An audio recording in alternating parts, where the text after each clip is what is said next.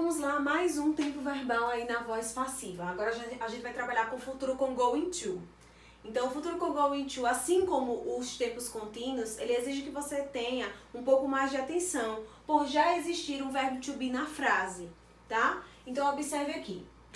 Novamente, eu ressalto que a gente tem que observar a estrutura. Sujeito, verbo, objeto, né? Observe que a parte do verbo aqui ela é bem grande, porque eu vou ter o verbo to be, vou ter o going to e vou ter o verbo principal, tá? Então, sempre com destaque para o verbo principal. É ele quem eu tenho que ter, assim, uma atenção maior, né? Que é o que vai ficar no particípio.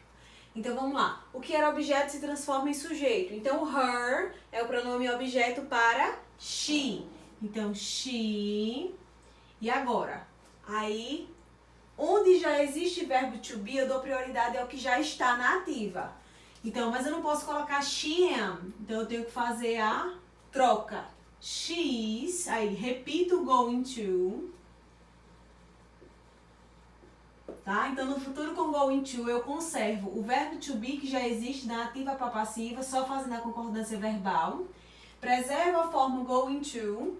E aí, depois do to, é que eu vou inserir o agente da passiva, que para o futuro com going to sempre vai ser be, tá? Então, o verbo principal vai ficar no particípio. Ele é um verbo regular, então ganha apenas o D porque ele já termina em E. By, como pronome lá, o sujeito é pronome I, o objeto de I é me, ok? Então, she is going to be invited by me. Na 2, então, sujeito, verbo, ênfase aqui, que o verbo é o verbo principal, objeto. His friends. Aí, ó, vou trazer esse is pra cá. Tenho que adaptar porque friends está no plural. Então, eu transformo o is em are. Preservo going to. Agente da passiva. Para o futuro com going to, o agente da passiva vai ser be. Verbo hurt é um verbo irregular, uniforme. Hurt. Antes de colocar o sujeito, que é the boy, eu coloco a preposição by. By the boy. Ok? Então, his friends are going to be hurt by the boy.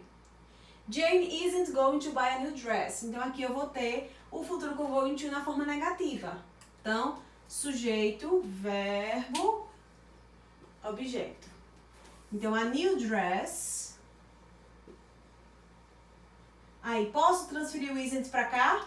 Posso, porque aqui é afirmativa, aqui é singular. Tá? Então, não é afirmativa, é negativa, mas não tem problema. Ele desce da mesma forma negativa. Preservo o going to.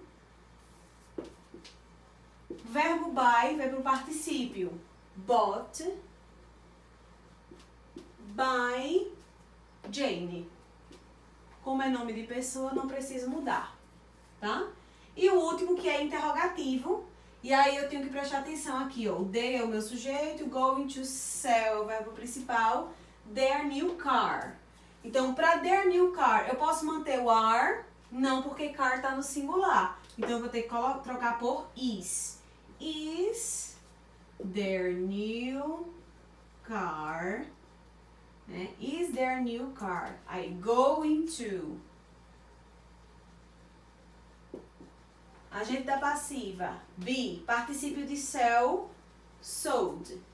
By, o que era sujeito, they, vai se transformar em objeto, them, interrogativa, coloco interrogação no final, certo? Então, novamente, eu dou ênfase que vocês têm que prestar atenção no verbo to be, que já existe da ativa para passiva, para fazer essa concordância verbal, tá? Porque se você se perder aqui, aí acaba dando um erro na frase por um detalhe tão pequeno, certo? Lembrar que o agente da passiva do futuro com going to sempre vai ser o be. E ele sempre vai vir nessa posição, depois da expressão going to, ok?